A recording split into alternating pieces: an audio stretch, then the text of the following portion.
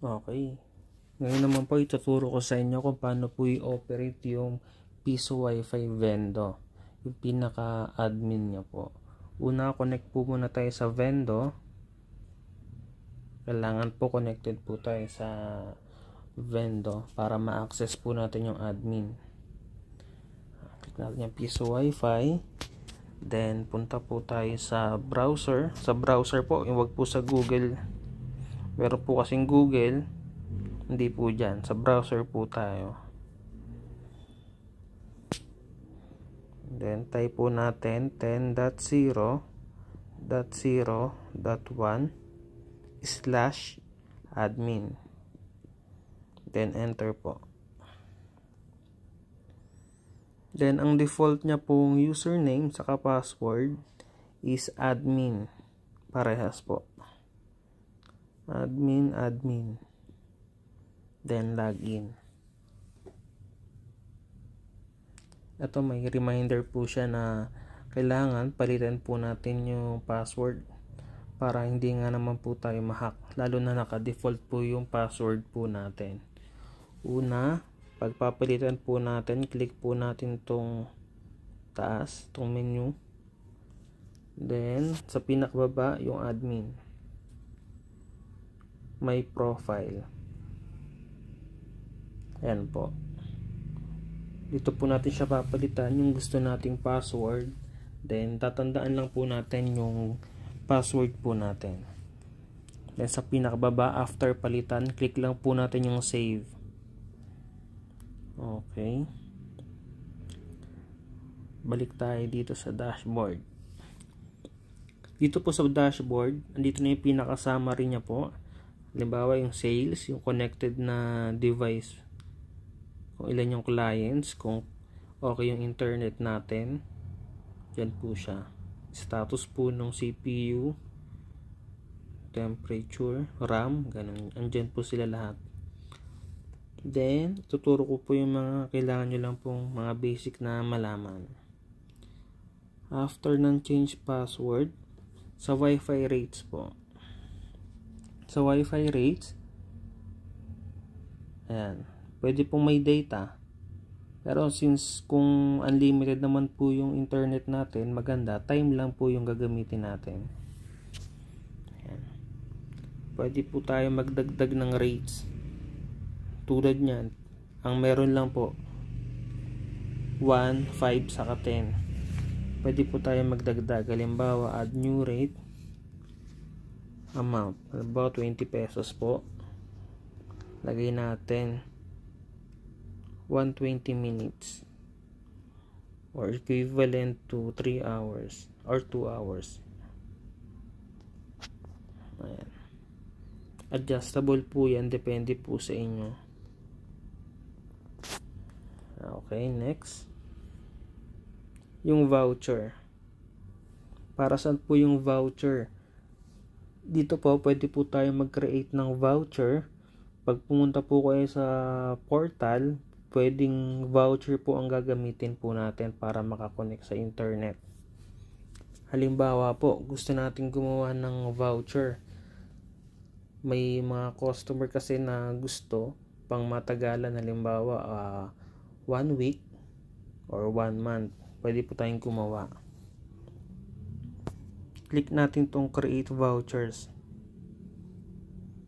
Kung ilang days, depende po sa inyo kung oras, ilang minutes. Halimbawa po 7 days. Yan. Then yung speed, pwede natin baguhin po. Dito nakaset po siya ng kbps. Kung 3000 kbps, ano po siya, bali 3 mbps. Pwede nyo pong baguhin. No expiration, naka-check. Allow pause, nasa inyo po yun. Kung ilang vouchers po yung i-create nyo, pwede pong multiple. Halimbawa, isa lang po muna.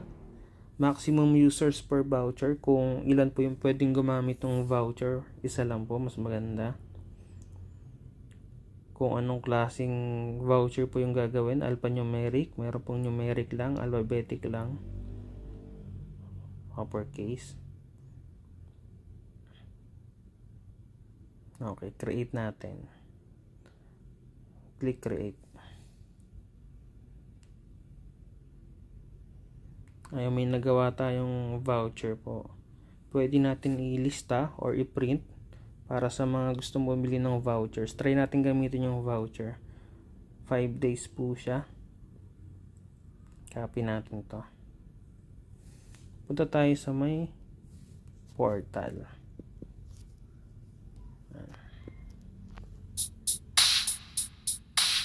Dito po sa vouchers para magamit po natin.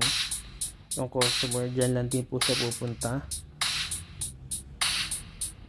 Input natin yung voucher, then activate. Ayun, nadagdagan yung ano natin, credits. Okay, balik tayo sa admin. Sa menu, sales inventory naman. Dito may kita po natin yung mga sales. Pwede natin siyang i-filter.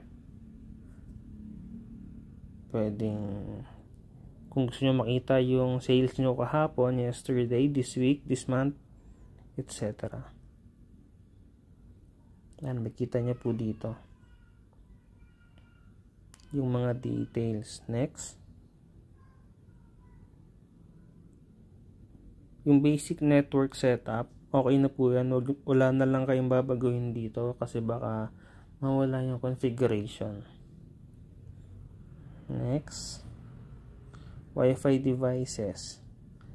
Ito, makikita nyo po dito sa baba yung mga device na connected po sa machine or yung mga status po ng mga device na previously nakakonect po.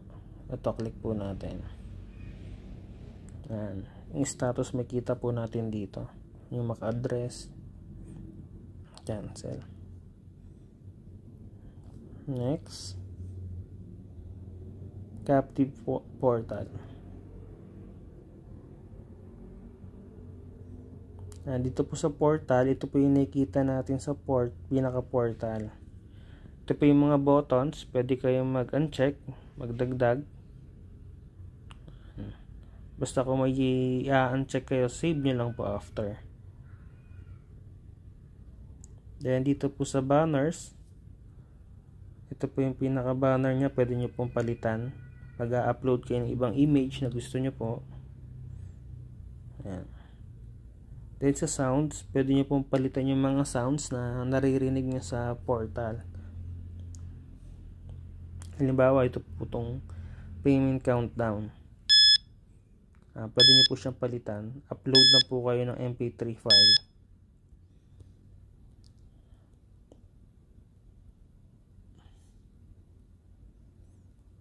Next, sa network, click po natin itong bandwidth limiter.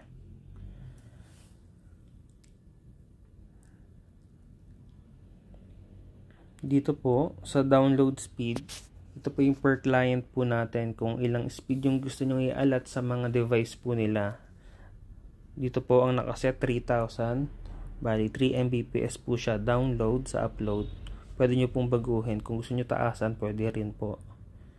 Sa global bandwidth, ito naman po yung pinaka maximum na magagamit ni Vendo from sa internet provider nyo. Halimbawa, naka 200 Mbps po kayo. Ang gusto nyo lang gamitin kay Vendo is 50 Mbps. Isiset nyo lang po dito 50,000 kbps. Yan. Pwede nyo gawing 100 Mbps, 100,000 kbps po siya. Then save changes lang po. Yan. Then pag gusto nyo i-reset yung pinaka settings, gusto nyo ibalik sa pinaka default nya, click nyo po itong taas. Ito makikita nyo. Yan. Meron pong soft restart lang, hard restart. Pag hard restart, lahat ng settings babalik po sa default. Soft restart lang, parang nag-reboot lang po yung system. Ayan. Yun lang naman po. Salamat.